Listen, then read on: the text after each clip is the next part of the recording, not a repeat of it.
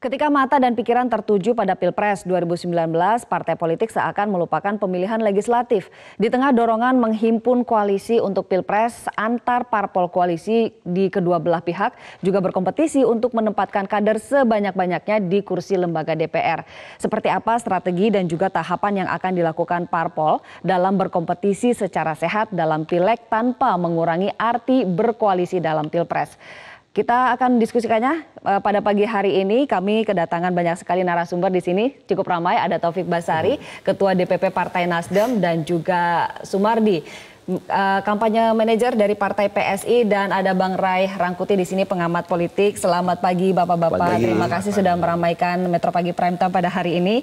Ke Mas Tobas terlebih dahulu. Ini tahun yang cukup sibuk ya bagi parpol setelah Pilkada kemarin, lalu ada Pileg Pilpres yang akan berlangsung secara bersamaan. Masa kampanye juga relatif pendek, hanya 6 bulan dibandingkan dengan 5 tahun lalu ya, yang berlangsung selama 1 tahun.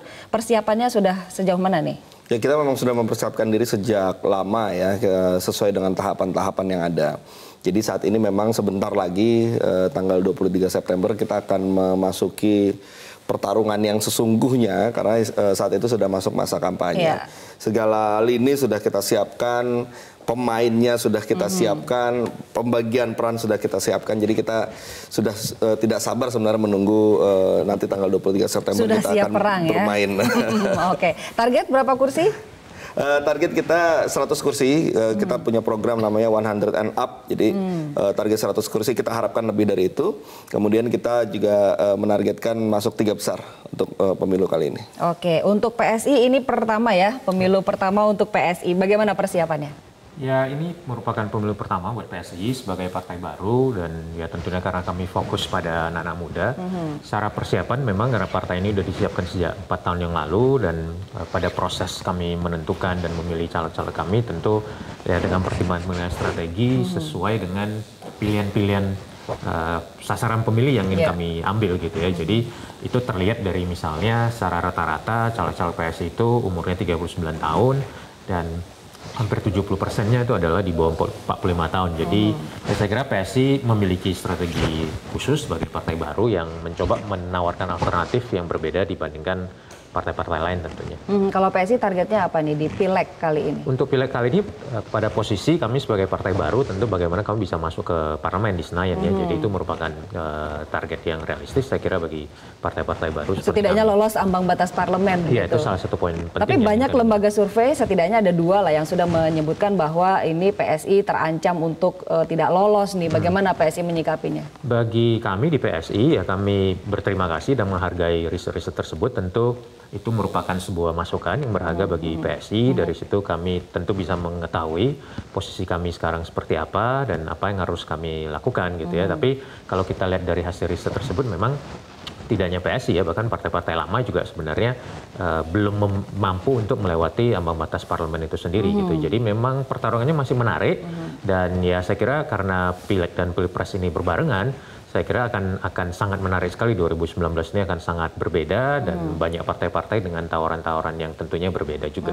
Oke, Mas Tobas, memang pertarungan akan semakin menarik karena ambang batas parlemen naik ya dari 3,5% jadi 4%, sementara parpolnya tambah banyak, masa kampanye semakin singkat, tapi di satu sisi juga berkoalisi nih untuk mengusung Jokowi Ma'ruf Amin begitu. Nah, bagaimana strategi untuk berkompetisi tapi juga berkoalisi? Ya, memang pemilu sekarang berbeda dengan pemilu yang lalu, di mana sekarang ini berlangsung secara serentak. Jadi memang dalam satu waktu kita harus memikirkan 2 hal, baik itu Pilpres maupun Pileg. Tentu tidak bisa dipungkiri bahwa tiap-tiap parpol mengharapkan adanya kotel efek gitu ya. Efek dari Pilpres ini terhadap elektabilitas parpol. Ya, tapi tentu tidak juga kita hanya bergantung pada situ, karena masing-masing partai tentu juga bisa mandiri dan punya strateginya masing-masing. Oleh karena itulah maka kita sudah susun sedemikian rupa apa manfaat yang kita bisa dapatkan dalam Pilpres, dan hal apa juga yang kita tidak bergantung pada itu. Jadi semua kita sudah siapkan ya, termasuk juga caleg-caleg yang disiapkan oleh Partai Nasdem ini sudah kita kaji sedemikian rupa. Kita harapkan bisa mendapatkan satu peningkatan elektabilitas bagi Partai Nasdem. Bang Ray, kira-kira apa yang bisa dimanfaatkan parpol-parpol pengusung ini dari koalisi yang ada, tapi juga dimanfaatkan untuk berkompetisi? Ya sebenarnya yang paling penting itu ada dua menurut saya. Pertama adalah bagaimana mereka menjelaskan berbeda satu dengan yang lain. Dan yang kedua juga menjelaskan bagaimana mereka, kalau kita lihat ini kan segmen yang paling menentukan ini kan pemilih pemuda ya. Yeah. Jadi sejauh apa partai-partai ini punya identifikasi yang kuat terhadap anak-anak muda sebagai pemilih masa depan ini gitu. Nah dalam konteks yang kedua itu sebetulnya isunya lebih profesional menurut saya ya, lebih objektif, lebih rasional ya. Jadi misalnya anti korupsi kan kira-kira gitu ya, dekat dengan masyarakat ya kan, terus tidak punya catatan partainya tidak punya catatan yang memiliki sesuatu yang dianggap oleh publik cacat lah di mata masyarakat gitu.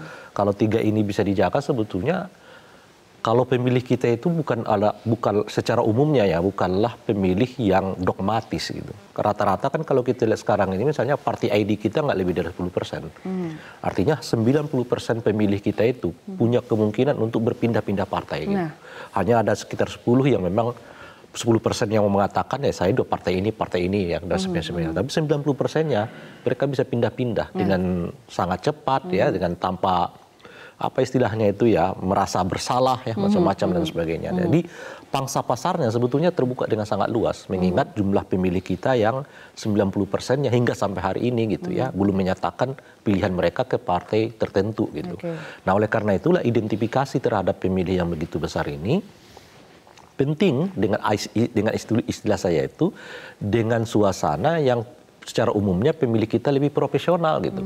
Lebih profesional itu yang tadi misalnya apakah track record-nya seperti apa, apakah pilihan-pilihannya seperti apa, apakah orang-orangnya juga menjanjikan dan seterusnya gitu. Oleh karena itu mendekati pemilih kita dengan model lama misalnya ya janji-janji yang terlalu besar tapi sebetulnya bisa dikalkulasi nggak mungkin dilaksanakan kira-kira begitu ya. Kemudian juga isu-isu yang sebetulnya juga tidak mengena dengan mereka, katakanlah misalnya politisasi agama yang makin menguat, kalau untuk legislatif nggak akan kena gitu. Ya. Artinya harus banyak cara-cara baru begitu ya, pendekatan-pendekatan baru. Ya harus lebih disesuai, itu yang saya sebut tadi, lebih sesuai dengan pemilih yang sebetulnya mulai lebih rasional, lebih profesional gitu. Misalnya apa gitu, misalnya orang kan selalu masih menduga uang sebagai faktor gitu ya. Tapi tentu saja kalau apa istilahnya, kalau kita datang dengan modal uang itu masyarakat terima. Jadi misalnya kalau kita belajar dari Pilkada 2018 yang lalu dalam survei yang dibuat seingat saya di Jawa Timur, ya 90% mengatakan akan terima uang, tetapi hanya sekitar 10% yang mengatakan milih atas dasar uang itu. Jadi itu sebetulnya kan kebalik ya, 10% mengatakan tidak mau terima, 90% mengatakan mau terima, tapi yang dari 90% ini yang mau milih karena uang itu hanya 10%. Jadi uangnya tetap diterima, tapi efek uang terhadap pemilih itu sebetulnya hari demi hari makin berkurang. Gitu. Nah, sekarang... Jadi kalau modelnya masih tetap pakai ini, kemudian ditambah dengan isu SARA khusus legislatif, menurut saya nggak akan kena. Model baru apa yang nanti akan digunakan oleh para parpol ini untuk mendulang suara? Kita akan diskusikan itu di segmen berikut. Saya harus jeda dulu, pemirsa jangan kemana-mana, kami akan kembali sesaat lagi. Kembali di Metro Pagi Prime Time, pemirsa saya akan kembali lanjutkan perbincangan saya yang tengah menghangat di sini. Tadi Bang Ray sudah menyebutkan bahwa harus ada model-model baru dalam berkampanye gitu untuk mendulang suara. Ada pemilih milenial yang jumlahnya hampir 50%, sementara juga ada pemilih yang lebih dewasa begitu kan, jumlahnya juga kurang lebih sama besarnya. Nah, bagaimana caranya atau inovasi-inovasi apa yang dilakukan parpol untuk memperbesar kans mendulang suara dari Mas Sumardi? Kalau kami di PSI, kami yakin dan melihat bahwa pemilih-pemilih milenial ini kan sebenarnya mereka senang dengan sosok-sosok yang otentik, original, apa adanya. Itu satu. Dan kedua, pemilih-pemilih milenial ini ya mereka orang-orang yang memang lebih rasional, mereka mencari tahu track record dari caleg yang memang diusung oleh partai. Makanya ini sudah kami antisipasi sejak pada saat kami proses rekrutmen caleg, di mana kami mulai rekrutmen sejak Agustus dan proses rekrutmen itu kami lakukan terbuka, kami live streaming di semua media sosialnya yang dimiliki oleh PSI dan sampai saat ini pun sebenarnya pemilih bisa melihat kembali video-video interview terhadap caleg-caleg kami gitu. Jadi dari pemilihan calegnya ya, dimulai dari situ. Kalau dari Nasdem sendiri ada inovasi atau ada